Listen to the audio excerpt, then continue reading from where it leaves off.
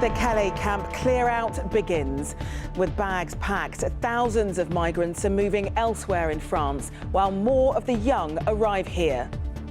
They'll be bused to around 750 centres across the country. As yet, most of them don't know where they will be heading.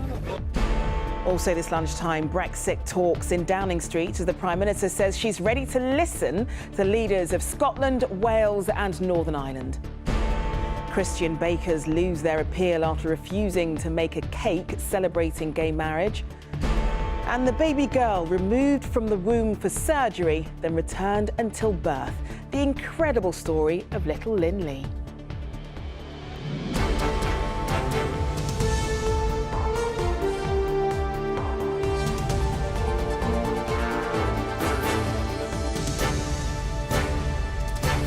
This is the ITV Lunchtime News with Charlene White. Good afternoon. There are so many refugees and migrants to move on from the camp in Calais that French officials admit there aren't enough buses to clear the area today. The jungle, as it's also known, has become notorious because of the thousands of migrants and refugees who've camped there over the years. Many have travelled thousands of miles to get there with a view of coming here. But today they're being bused to other parts of France ahead of the camp being demolished. But some are refusing to go. From Calais, Richard Pallow sent this report. At first light, a chance for a new beginning. Hundreds queuing to leave the camp known as the jungle. Their departure may be forced, but for many, it's a welcome one too. It's okay. You can go. It's okay. Thank you very much. Merci beaucoup. This group of Ethiopians were only persuaded to come on the assurance they would end up together in the same city. Many are unaccompanied teenagers. We have to protect them because many of them will be refugees. So we've been talking with them many times, convincing them to stay in France, seek for asylum in France. So we're rather happy that we can do that today. The wait is a long one, but so far orderly. Carrying what few possessions they still have, however they can. Mirza fled Afghanistan 3 years ago after the Taliban killed his mother. I hope to stay. They get us a passport to stay forever in French or at other places. It's not a problem. And you want to go to which city? Toulouse. I like to go to Toulouse, but I don't know the driver will carry us.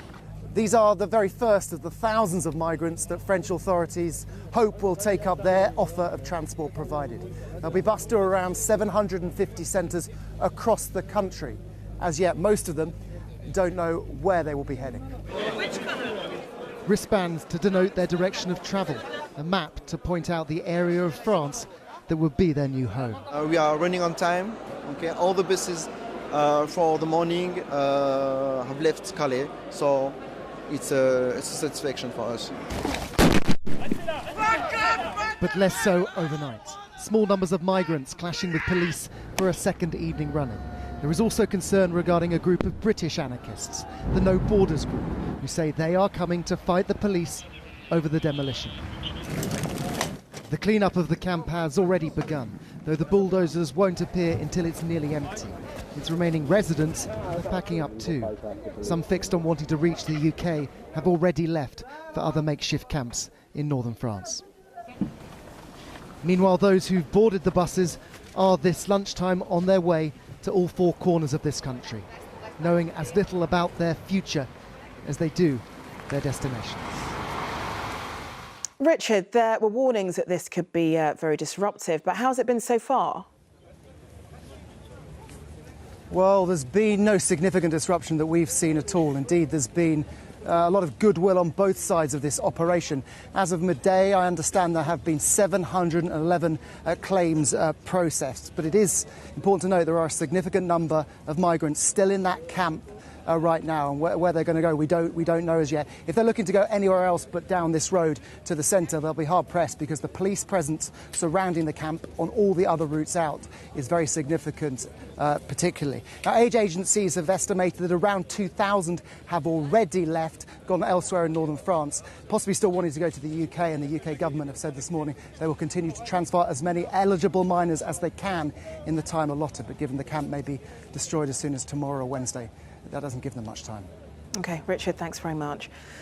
Well, joining me now from Westminster is Charlie Elphick, a Conservative MP for Dover, and in the studio is Tess Berry-Hart from the campaign group Calais Action. Thank you both for joining us this afternoon. Charlie, I'm going to start with you because for various reasons the camp is being destroyed a lot sooner than any of us expected it to happen, and so we've seen this rush to get young migrants to safety. Are you sure that all of them that are there in Calais are now going to be safe, all of those vulnerable young people? Well, this has been a long time in planning, as everyone will know. The French government has been saying and indicating very clearly that they will be taking forward the dismantlement of the jungle. So I think there has been sufficient time, and I think it's very important that the jungle is dismantled as soon as possible, because people can then spend winter in a place where there's safer homes and have running water and proper sanitation. Well, that's assuming that no unofficial camps then get built as a result. I mean, Tess, would you say that there's been no rush? Would you say that people are going to be safer as a result? Well, the camp was partially dismantled in February, March this year, and the Dubs Amendment to protect vulnerable unaccompanied minors in the UK was passed in May. So, unfortunately, the British and French authorities have left it to the last possible moment, pending demolition, to identify and transfer out vulnerable young people. And our big concern is today that it was announced that registrations had been halted and children don't know where to go, what they're supposed to do. So we think that it's actually been left to the 11th hour. I mean, Charlie, what's interesting is I know that you've spoken a lot about the fact that this may well stop the influx of smugglers and traffickers in terms of trying to bring people to the UK. Are you sure now that we won't now see unofficial camps, or we can't keep an eye on where people are and they aren't in areas where there's decent sanitation? And that's my biggest concern, that you end up with a situation where thousands of people sneak back to Calais or indeed the other camps across the North French coast. And that's why it's so important to go after the people traffickers who are behind this. They roam free in these camps, promising people a better future, but all they sell really are broken promises and a life of modern slavery. And it's these people that we really need to go after. And Tess, how do you suppose that we'd be able to do that? Because it's not an easy thing to do, is it? Well, Calais is just a symptom of a worldwide refugee crisis, which is a humanitarian policy disaster. Personally, I think that you have to address push factors. People talk about the pull factor of the UK, our rich society and our benefit system, but the people that I'm meeting in the camps are highly educated, they have a good command of English, and there's a reason for them to want to try for England. However, when you have push factors of bombing and conflict and extreme poverty, people are always going to be displaced, and Calais might be temporarily dismantled, but people will always be coming. Well, one very quick question, Charlie. Do you think this situation would have been made easier if we hadn't seen those cuts to the border agency and in terms of cutting down on staff as well? Well, actually, the border agency has more staff than it did in 2010. Obviously, with Brexit and with the sort of situation, I'm calling for more investment in our controls, particularly at Dover, security in the English Channel. But it is right that we have a wider problem here because 50 million people around the world are displaced by conflict, and it's a global problem that really and truly requires a more global solution. OK, well, to you, Charlie, and also to you, Tess, thank you so much for coming in. Well, for a more detailed explanation on why the camp in Calais is being demolished, do head to our website, itv.com/news. Now, in the past few minutes, Brexit talks between the Prime Minister and the leaders of the governments in Scotland, Wales and Northern Ireland has broken up on Downing Street. It's the first time Theresa May has held the talks. She said she was ready to listen, but that leaving the EU had to work for the whole of the UK. Our political correspondent, Carl Dinnan, is on Downing Street for us. So the Prime Minister is listening, but what do the other leaders want, Carl? Well, of course, all the different constituent parts of the UK took a different approach to the EU referendum, and they all want a different approach to Brexit. So they came here today, the leaders of the devolved administrations, to meet the Prime Minister, to put their case for these different approaches. And they also want a vote on what the eventual deal will be before it is struck with the EU. And I didn't get the impression, listening to them coming out, especially to Martin McGuinness as he left, the Deputy First Minister of Northern Ireland, that he even knew what Downing Street's approach would be. The biggest problem is for Nicola Sturgeon, the First Minister of Scotland. She wants, ideally, to stay in the single market, if at all possible, which doesn't seem to be on offer from Downing Street at the moment. Well, have they shown any signs at all that they might tailor Brexit to fit the different parts of the UK?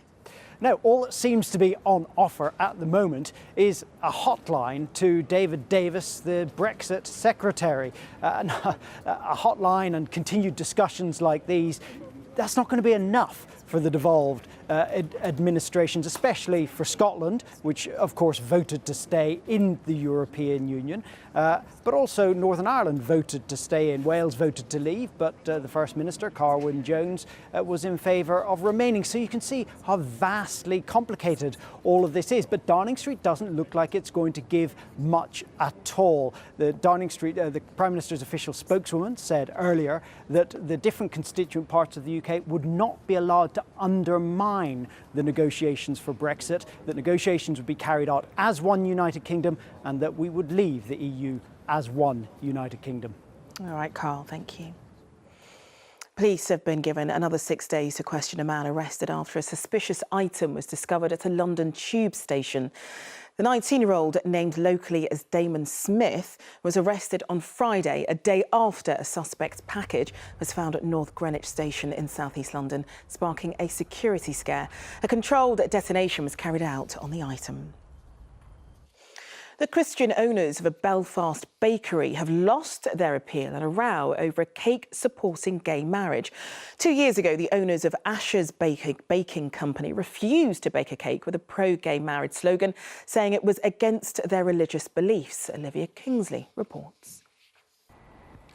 This 2-year fight has been both deeply personal and widely principled. On one side, a Christian family who believed they were standing up for their right to a conscience and a religion. On the other, a gay man who felt he was the victim of discrimination because of his sexuality. Today, a court in Belfast ruled that Gareth Lee was right. I'm relieved, but also very grateful to the Court of Appeal for the judgment. It clarifies the law, and it means that anyone, whether you're straight, gay, lesbian, bisexual, can walk in to receive a service without asking yourself the question, I wonder, do the views that I hold, religious, political views, or does my sexual orientation somehow conflict with those of the people that run this organisation or the service provision?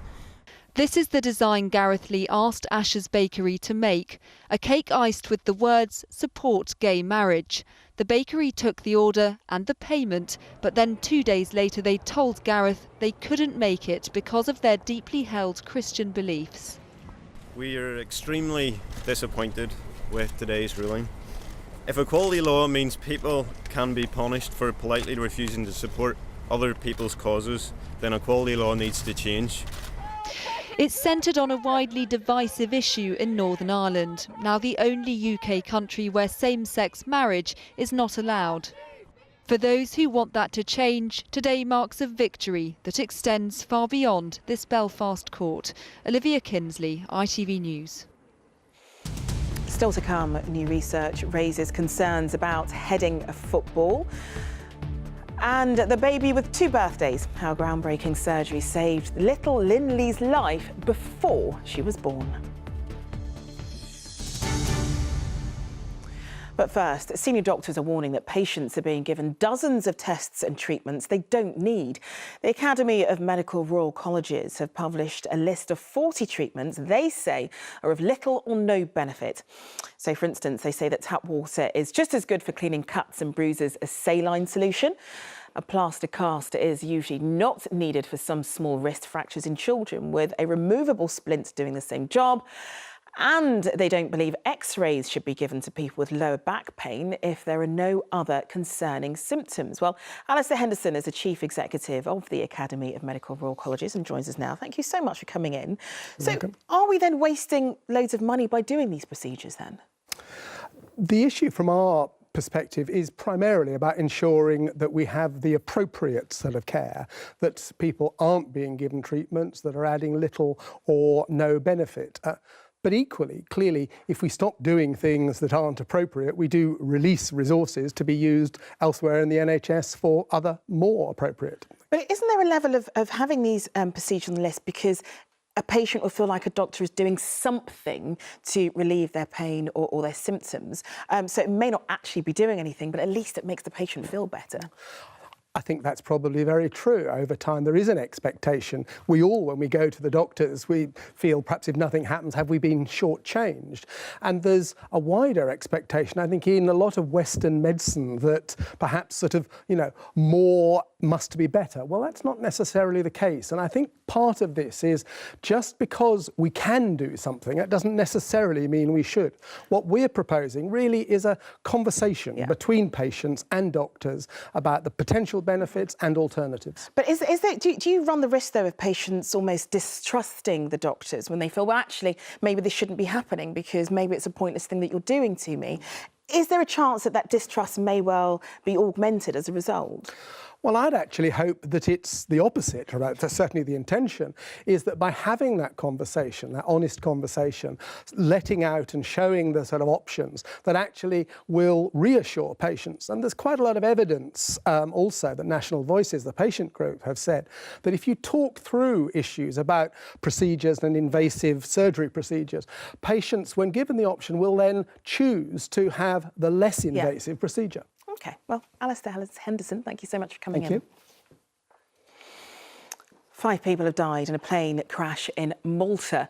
The Lights aircraft crashed shortly after takeoff at Malta International Airport. A military source confirmed 3 of the victims were French defence officials. The plane was heading towards Libya to monitor migrant trafficking routes. And a banker accused of killing 2 Indonesian women in Hong Kong has pleaded not guilty on grounds of diminished responsibility. Rurik Jitting is charged with the 2014 murders of the women whose bodies were found in his apartment. Could heading a football be seriously bad for your health? Well, new research carried out by scientists in Stirling suggests it might be. Their study found significant changes in brain function after doing it. Former England and West Brom striker Jeff Astle died in 2002 at the age of 59, having suffered from early onset dementia. A coroner found it was caused by heading footballs. Today, his daughter welcomed the new research. It's very significant, and I think the worry for us, and I think the worry for the researchers at the University of Stirling, is these significant changes to the health of the brain after just heading a ball 20 times. What is going to happen to the brain if you head the ball hundreds, thousands of times like Dad did? Well, Damien Green is at a soccer school in Manchester for us. Damien, how seriously is this research being taken?